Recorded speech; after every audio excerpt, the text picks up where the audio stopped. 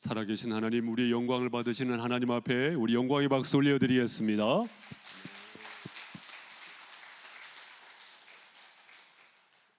우리 앞뒤 좌우 서로 함께 인사 나누시겠습니다. 사랑합니다. 축복합니다. 감사합니다. 사랑합니다. 축복합니다. 감사합니다. 우리 유아실도 위층도 아래층도 우리 성가대원 한 분 한 분도 하나님의 은혜와 축복과 사랑이 함께 하실 줄을 믿습니다. 오늘 본문의 말씀은 아시다시피 지난주 큐티 하셨던 본문의 말씀 중에 한 말씀이기도 하죠. 어떻게 지난 한 주간 동안 큐티 잘 하셨습니까? 예.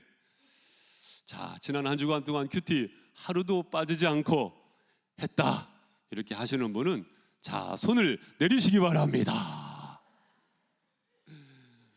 날마다 큐티 빠뜨리지 마시고 하시기 바랍니다.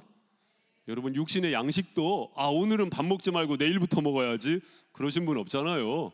그날 식사도 드시잖아요. 하나님의 말씀은 영적인 양식 아니겠습니까? 여러분, 이 생활 속에서 하나님의 놀라우신 은혜와 축복이 함께 하시는 줄을 믿습니다. 자, 본문의 말씀에 보면은 예수님을 따르는 무리가 있었고요. 누가 있었고요? 무리가 있었고요. 예수님을 따르는 제자가 있었습니다. 여러분, 먼저는요, 개인적으로 큐티 하실 때도 이 질문을 하셨는지 모르겠습니다만은 스스로에게 그 질문을 해보세요. 나는 무리, 군중인가 아니면 예수님을 따르는 제자인가? 성경은 사실상 무리와 제자를 사실 이렇게 구별하고 있는 것을 볼 수가 있어요. 물론 예수님을 따르는 군중, 예수님을 따르는 무리, 그들을 우리 예수님께서 때로는 먹이시기도 하시고 우리 예수님께서 돌보신 것은 사실이죠. 그래서 본문의 말씀 윗부분에 보면은 오병이어의 기적, 물고기 2마리와 보리떡 5개를 가지고 5,000명이 넘는 사람들을 먹이시지 않습니까? 그에 비해서 예수님과 가까이 있었던 제자들이 있었다 그거예요. 제자들이 있었다 그 말씀입니다. 그래서 오늘 본문의 말씀 첫 절 18절 말씀 함께 읽겠습니다. 시작. 예수께서 따로 기도하실 때에 제자들이 주와 함께 있더니 물어 이르시되 무리가 나를 누구라고 하느냐. 아멘. 여러분, 여기 말씀에 보니까요, 예수님께서 따로 기도하실 때에 무엇 하실 때에? 기도하실 때에 예수님께서 기도하시는 자리에 함께 따라온 사람들이 무리였어요? 제자들이었어요? 제자들이었다 그 말씀입니다. 제자들이었다 그 말씀입니다. 여러분, 예수님을 따르는 제자는요, 어떻게 보면 세상 사람들과 그리고 군중과 다른 부분 중에 하나가 무엇이냐면요, 기도하는 자리를 찾습니다. 기도하는 자리를, 기도하는 시간을요 사랑합니다. 여러분, 우리가 예수님을 따르는 제자로서 기도하는 시간을 빼앗기지 마시고 사랑하실 수 있기를 바랍니다. 또한 큐티하는 시간, 경건의 시간, 그 시간을요 빼앗기지 마시고 그 시간을 사랑하실 수 있기를 바랍니다. 여러분, 영적인 토양, 영적인 체질이 있는데 기도하는 그리고 경건의 시간을 갖는 그러한 시간이요 내 몸에 잘 익어야 됩니다. 내 몸에 잘 익어야 됩니다. 여러분, 다니엘서 6장 10절 말씀에 보면은 이 다니엘이 이 조서에 왕의 도장이 찍힌 것을 알고도 자기 집에 돌아가서는 윗방으로 올라가 무엇했습니까? 예루살렘으로 향한 창문을 열고 전에 하던 대로, 따라해 보세요. 전에 하던 대로. 이것은 뭐예요? 그의 습관이라 그 말이에요. 전하던 대로 무엇을 했습니까? 하루 3번씩 무릎을 꿇고 기도하며 그의 하나님께 감사하였더라. 다니엘이요, 하나님 앞에 하루에 3번씩 기도했다 그 말씀이거든요. 이것은 바벨론 포로기 때 아니었겠습니까? 바벨론으로 끌려갔어요. 당시에 유대인들이 무엇을 믿고 있었냐면 하늘을 떠받드는 기둥이 3가지가 있다. 첫 번째 기둥은 뭐냐면 율법, 두 번째 기둥은 뭐냐면요, 선행. 선행을 열심히 해야지. 세 번째 기둥은 뭐냐면요, 성전이라고 믿었습니다. 그런데 지금 성전이 무너져 버렸잖아요. 그리고 포로로 끌려와 있잖아요. 하지만 그것 아랑곳하지 않습니다. 성전은 무너졌지만 어떻게 보면 내 삶의 형편은 말 그대로 형편없이 되었지만 어때요? 기도하는 시간을 사랑하고 있는 다니엘의 모습을 볼 수가 있습니다. 우리도 마찬가지입니다. 나의 삶의 정황은 어떻습니까? 예수님의 제자로서, 무리 이기보다도 예수님의 제자로서, 데살로니가전서 5장 17절 말씀하잖아요. 쉬지 말고 기도하라. 쉬지 말고 기도하라. 사랑하는 성도 여러분, 주님의 제자로서 기도하시는 한 주가 되시기를 주님의 이름으로 권면을 드립니다. 또한 19절 말씀 대답하여 이르되 침례 요한이라 하고 더러는 엘리야라 더러는 옛 선지자 중에 한 사람이 살아났다 하나이다. 우리 예수님께서 질문을 하셨잖아요. 무리가 나를 누구라고 하느냐? 그때 무리들이요, 사람들이요, 이 예수님을 가리켜서 침례 요한이라고 하고요, 엘리야라고 하고요, 어떤 사람은요 옛 선지자 중에 한 사람이 살아났다고 하네요. 예수님을 사람으로 보는 거예요. 사람으로 보는 겁니다. 그때 우리 예수님께서 너희는 나를 누구라 하느냐 할 때 너희는 누구예요? 제자들. 제자로서 너희는 나를 누구라고 하느냐 물었을 때에 베드로가 대답하지 않습니까? 하나님의 그리스도이시니이다. 하나님의 그리스도이시니이다. 마태복음 16장에는 주는 그리스도시요 살아계신 하나님의 아들입니다. 그리스도, 히브리어로는 메시아, 기름 부음을 받은 자. 어떤 기름 부으심을 받았어요? 구원자로서의 기름 부으심을 받은 자. 제자의 고백은 그것입니다. 무리와 달랐습니다. 예수님은 단순히 사람이 아니고 하나님의 아들로서 구원자이십니다. 고백이 달랐다 그것입니다. 무엇이 달랐다고요? 고백이 달랐다 그것입니다. 예수님은 구원자이십니다. 이것을 고백하지 못하는 제자가 되지 마시고 이것을 고백할 줄 아는 제자가 되시기를 주님의 이름으로 축복합니다. 고백. 우리가 마음속으로 믿었다면 그것을 고백해야 되지요. 로마서 10장 10절 말씀에 사람이 마음으로 믿어 의에 이르고 입으로 시인하여 구원에 이르느니라. 우리가 입으로 시인할 수 있어야 합니다. 시인할 수 있어야 합니다. 로마서 10장 13절 말씀도 누구든지 주의 이름을 부르는 자는 구원을 받으리라. 부르는 자는 구원을 받으리라. 그런데 이것이 사실은 성령님의 역사예요. 고린도전서 12장 3절 말씀에 보니까 누구든지 성령으로 아니하고는 예수를 주라고 시인할 수 없느니라. 성령께서 내 안에 일하시고 역사하시기 때문에 예수님은 나의 주님이십니다. 나의 구원자이십니다. 이것을 고백할 수 있는 거더라고요. 여러분, 성령의 역사하심을 따라 순전한 고백이 있으시기를 바랍니다. 여러분, 이것이 믿어지십니까? 안 믿어지십니까? 저는요 너무 감사한 것이 새벽 예배 시간에도 말씀을 드렸지만 너무 감사한 것이 저는 믿어져요. 예수님께서 나의 구원자가 되신다. 내 죄를 대신하여 십자가에 피 흘려 죽으셨고 죽음에 갇혀 있지 않고 부활하셨다. 그것이 믿어집니다. 어떤 분은요 그게 도저히 안 믿어진대요. 여러분, 우리 안에 성령께서 역사하시는 줄 믿습니다. 어떤 분은요 그것을 의지적으로 억눌러요. 억누르지도 마세요. 믿어지시면요 믿어진다고 표현하시고 고백하시기 바랍니다. 무리가 아니고 제자이니까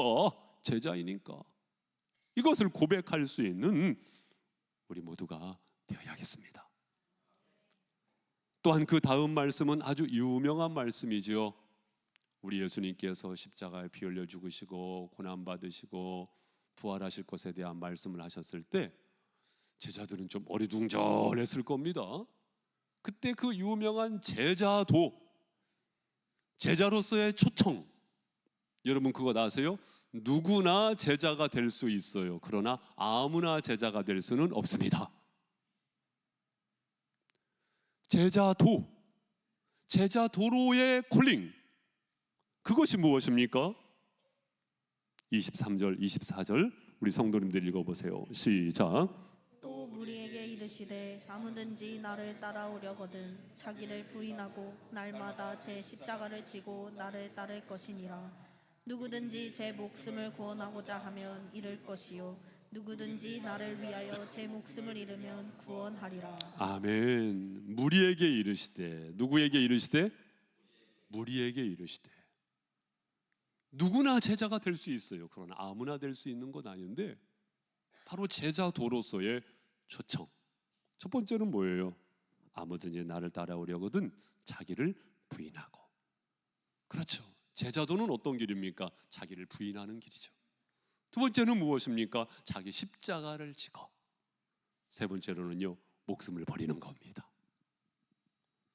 여러분 어떻게 자기를 부인하고 계십니까? 내 자신을 과연 부인하고 있습니까? 다른 말로 표현을 하자면 자기를 내세우지 않는 것입니다. 제자라고 한다면 자기를 내세우지 않는 거예요. 그래야 경배의 대상이 보이고요, 사랑의 대상이 보이고 사랑의 방법이 잡혀요. 예컨대 누가복음 10장에 보면 강도 만난 자의 이웃, 우리 예수님께서 그 말씀을 하시잖아요. 한 사람이 강도를 만나요. 신음하고 있어요. 그 곁에 지나가는 사람들, 제사장 지나가고 레위인 지나갑니다. 그들이 그냥 지나가요. 바쁜 일정이 있었는지. 그 이유 중에 하나는 뭘까요? 아니, 저 사람이 지금 강도 만나가지고 신음하고 있는데 내가 저 사람 도와줬다가 강도가 나까지 해코지하면 어떡하나? 나를 해하면 어떡하나? 누구 입장을 내세운 거예요? 자기 입장. 그런데 뭔가 다른 사람이 있었어요. 그 사람은 사마리아인이었지만, 소외받는 사람이었지만, 제사장과 레위인은 자기 입장을 고수했지만 사마리아인은요, 강도 만난 사람, 저 사람은 어떡하나? 저 사람은 어떡하나? 내가 도와주지 않으면 저 사람은 어떡하나? 나를 생각하기보다 그를 생각하게 됩니다. 그러면서 그를 돌보아 주지 않습니까? 사랑하는 성도 여러분, 제자라고 한다면요, 나를 부인하는 것입니다. 우리가 앞으로도 걸어가야 할 그 길은 나를 부인하는 것입니다. 두 번째는요, 자기 십자가를 지는 것입니다. 따라해 보시죠. 자기 십자가. 자기 십자가란 무엇일까? 저는 개인적으로 이 부분에서 시선이 꽂혀가지고요, 자기 십자가란 뭘까? 이에 대한 고민을 많이 해봤어요. 기도도 해보고 연구도 해봤어요. 결론은 무엇이냐면 자기 십자가는요, 주님 때문에 짊어지게 되어지는 그 어떤 짐을 말하는 것이더라고요. 예수님 때문에 내가 겪어야 할 고난, 예수님 때문에 내가 겪어야 할 수모, 예수님 때문에 짊어져야 할 인생의 무게, 그것이더라고요. 나에게 모든 고난, 모든 수모, 이것이 다 자기 십자가라고 말할 수는 없어요. 때로는 내 잘못 때문에, 내 실수 때문에 내가 감수해야 할 그 무엇 있잖아요. 그것까지 자기 십자가라고 말할 수는 없어요. 그러나 우리가 예수님을 믿기 때문에 짊어져야 할 인생의 무게 있잖아요. 그 자기 십자가 있습니다. 제자라고 한다면 그건 내팽개치지 마시고 그것을 짊어지는 것이 축복인 줄로 믿습니다. 이것을 미련하게 믿는 거예요. 그것이 축복이라는 것을 믿습니다. 할렐루야. 그것이 축복이고 그것이 은혜예요. 제가 근래에 많이 강조해 드렸었던 마태복음 21장의 나귀의 영광. 여러분, 주가 쓰시게 따라 나귀를 끌고 오라고, 건너편 마을에 가서 끌고 오라고. 그 나귀는요, 여러분 아시다시피 예수님을 등에 태우고요, 예루살렘으로 입성을 하는 겁니다. 사람들이 박수를 쳐주고 호산나 호산나 맞이하면서 심지어는요, 옷까지 벗어가지고요, 카페트까지 깔아줘요. 나귀는 그것을 밟고 가는 거예요. 박수를 받아요. 누구 때문에? 예수님 때문에. 그런데 등에 태운 예수님이 무겁다고 떨어뜨린다고 한다면은요, 어떤 신세로 전락하게 되겠습니까? 저기 냄새나는 마구간 신세를 면할 수가 없는 것 아니겠습니까? 예수님과 함께하는 것이 우리의 영광인 줄 믿습니다.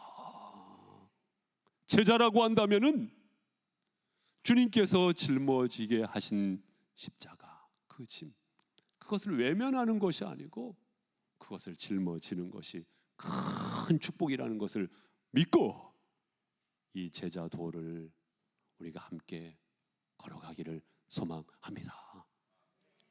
그리고는요, 자기 목숨을 버리는 거예요. 이 대목에 와서는요, 제가 잘 좀 송구한 마음이 있습니다. 왜냐하면 내가 과연 자기 목숨 버릴 수 있을까? 자기 목숨 버릴 수 있을까? 말이 그렇지. 누군가가 칼을 내 목에 들이댔을 때 예수님 부인하지 않고 신앙의 정조를 지킬 수 있을까? 폴리캅처럼. 폴리캅이 그랬잖아요. 불더미 앞에서 예수 부인하면은 살려주겠다고. 폴리캅이 말한 것이 그거예요. 지금까지 86년 동안 하나님께서 나에게 큰 은혜를 베풀어 주셨는데 내가 여기서 어떻게 배신 때리겠습니까? 그리고 불더미에 올라가잖아요. 솔직히 말씀드려서 내가 그렇게 할 수 있을까? 어떻게 여러분 그렇게 하실 수 있습니까? 옆에 계신 분에게 한번 물어보세요. 그렇게 하실 수 있어요? 한번 시작. 저도 솔직히 말하면 참 우리 성도님들 지금 반짝반짝 빛나는 눈으로 저를 보고 계시는데 저 그렇게 할 수 있습니다. 솔직히 신앙 양심으로 말씀드리기가 사실은 송구한 마음입니다만은, 그러나 여러분 그것만 순교겠습니까? 그것만 순교겠습니까? 우리 일상 생활 속에서 내 자신이 죽어지는 것도 순교입니다. 일상생활 속에서 내 자신이 죽어지는 것도 순교예요. 여러분 아시다시피 고린도전서 15장 31절 말씀에 사도 바울이 유명한 고백하잖아요. 나는 날마다 죽노라. 나는 날마다 죽노라. 이것도 순교죠. 나는 날마다 죽노라. 생각해보면 내가 이겨 먹어봐야 별로 이득 없더라고요. 교회에서, 여러분 가정 안에서 누군가를 이겨 먹어봐야 별로 이득 없습니다. 져주는 것이, 내가 죽는 것이 또 다른 은혜예요. 우리가 예수님의 제자로서 걸어가야 할 제자 도는 어떤 길이냐면요, 내가 상대방 이겨 먹는 것이 아니고요, 내가 죽어지는 겁니다. 내가 죽어지는 거예요. 그때 살아계신 하나님께서 역사하십니다. 내가 죽어지면은요 미소가 달라요. 내가 죽어지면은요 말이 달라요.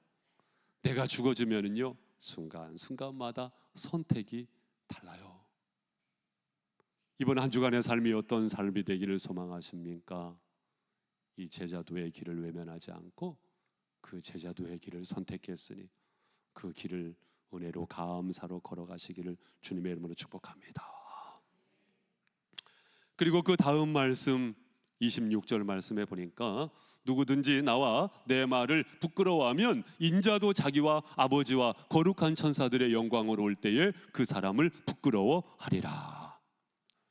여러분 제자도, 우리가 예수님의 제자로서 예수님을 부끄러워하지 말아야 합니다. 무엇하지 말아야 돼요? 부끄러워하지 말아야 합니다. 부끄러움이란 공개적 거절을 말하죠.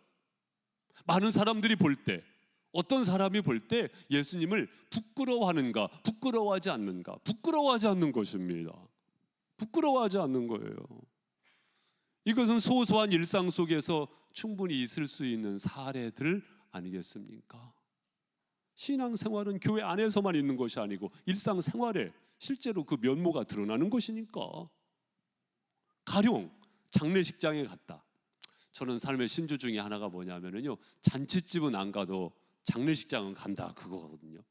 그래서 되도록이면은 서울이 됐든 부산이 됐든 장례식은 제가 웬만해서 선후배분, 친구분, 성도님들 장례식장은 꼭 가는 편입니다만은, 그렇게 노력하는 편입니다만은 전도서 7장 말씀에 그렇게 말씀했으니까.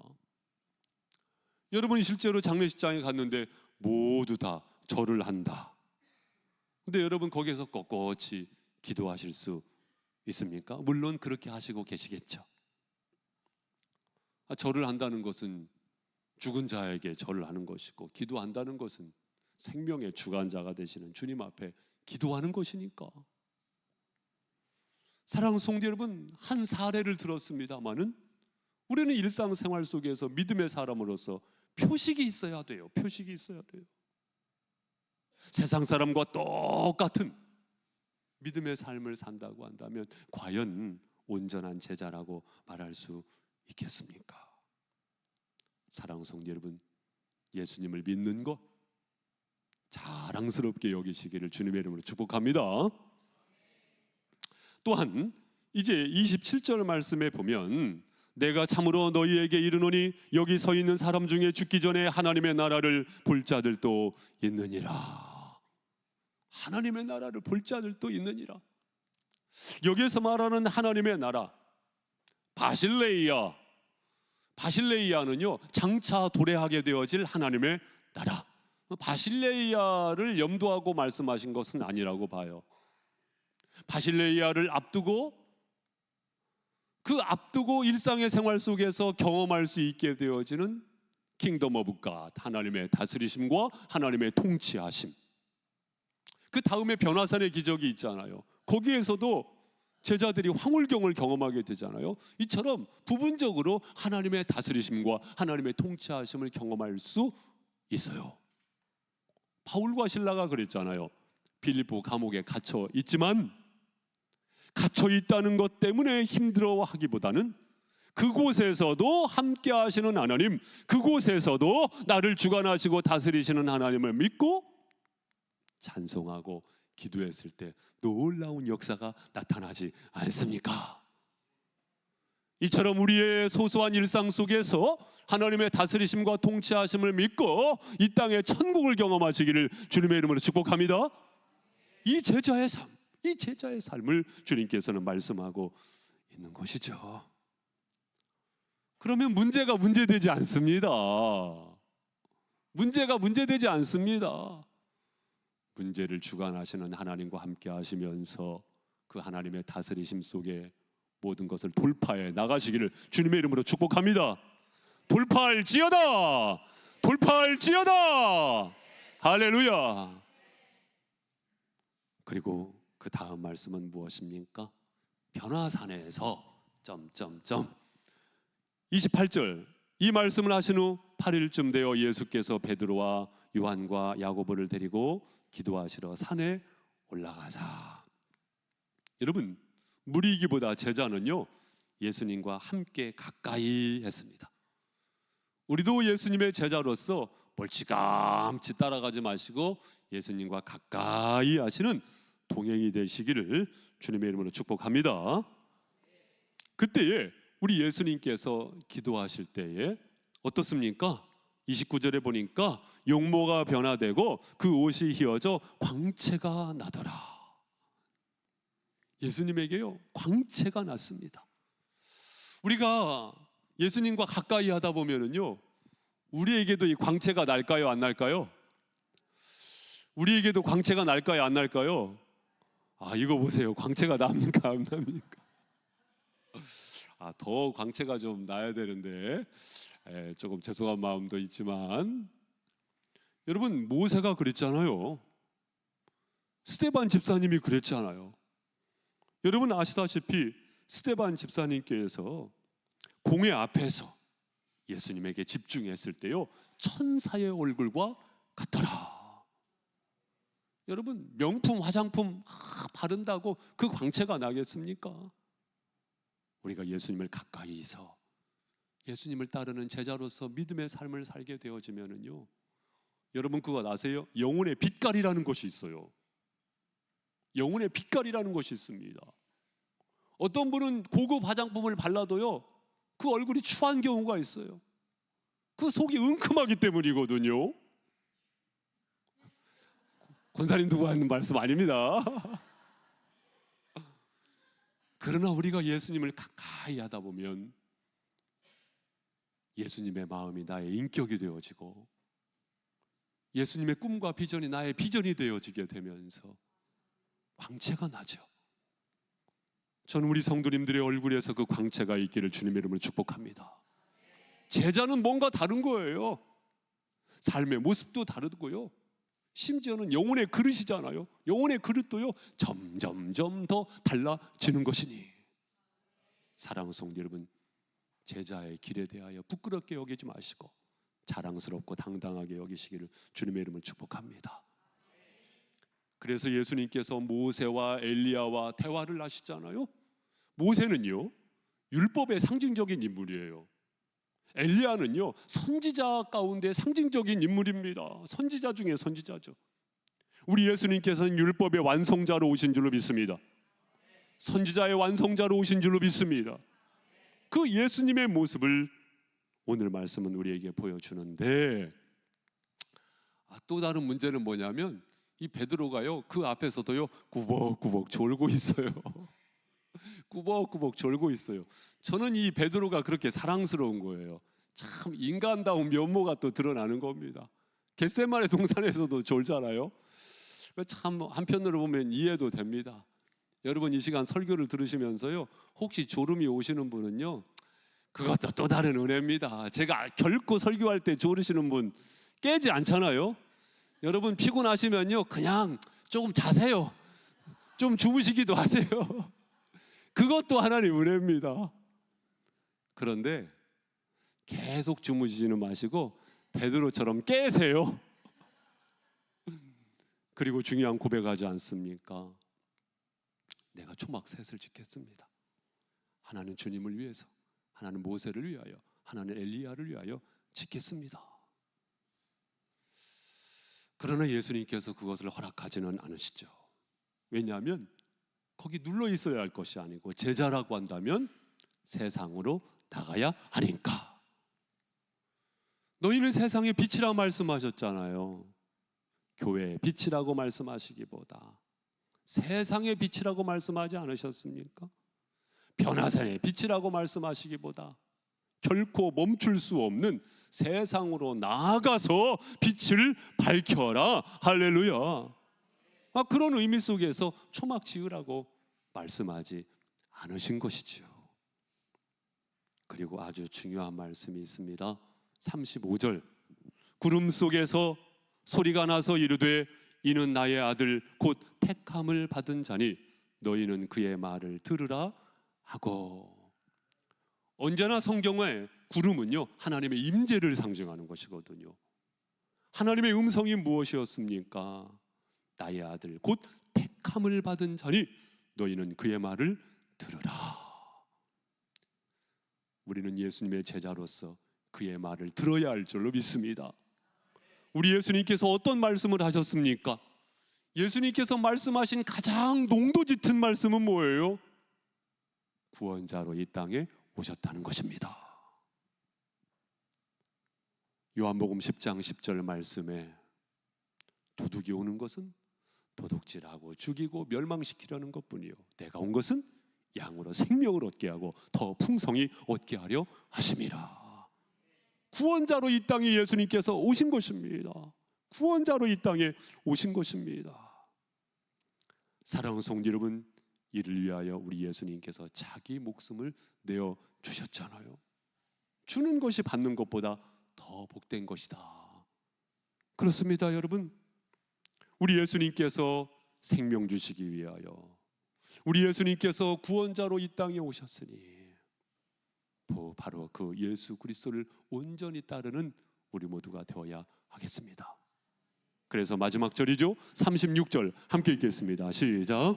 소리가 그침에 오직 예수만 보이더라. 제자들이 잠잠하여 그 본 것을 무엇이든지 그때에는 아무에게도 이르지 아니하니라. 아멘. 오직 예수만 보이더라. 아무리 황홀경을 경험했다 하더라도 결국은 뭐예요? 결론은 무엇입니까? 오직 예수만 보는 것입니다. 할렐루야. 우리도 무리이기보다 제자이기 때문에 제자로서, 온전한 제자로서 오직 예수만 볼 수 있기를 바랍니다. 좀 우리는 세상에 좀 눈 멀어져야 돼요. 세상 보는 눈이 너무 밝아지는 것도 별로 좋지 않습니다. 오직 예수만 보이더라. 이제 봄이 찾아오죠. 따스한 봄 햇살 속에서도, 봄바람 속에서도 예수님을 느끼시고 예수님을 보시기 바랍니다. 사회가 많이 혼탁하죠. 그러나 그 가운데에서 시선 빼앗기지 마시고 예수님을 바라보시기를 바랍니다. 해바라기는 해를 바라보기 때문에 해바라기, 우리는 주님을 바라보기 때문에 주바라기, 주바라기의 믿음의 삶을 여시는 제자들이 되시길 바랍니다. 실수도 있어요. 베드로가 그래요. 이런 실수 저런 실수 사실 해요. 그러나 감사한 것은 뭐예요? 이러한 과정을 통해서 성장한다는 것입니다. 여러분, 제자는 태어나는 것일까요? 만들어지는 것일까요? 예, 저는 두 가지 다 맞다고 봅니다. 그런데 중요한 것은 무엇이냐면 태어나지만 그것이 끝이 아니라는 거예요. 만들어져 가는 것입니다. 성장해 나가는 것입니다. 우리는 더욱더 성장할 수 있는 줄 믿습니다. 이것이 감사한 것 아니겠습니까? 제자가 되었어요. 그러나 이것이 멈춰지는 것이 아니고 제자이되 온전한 제자로 성장해 나가는 홍성침례교회 믿음의 가족들 되시기를 주님의 이름으로 축복합니다.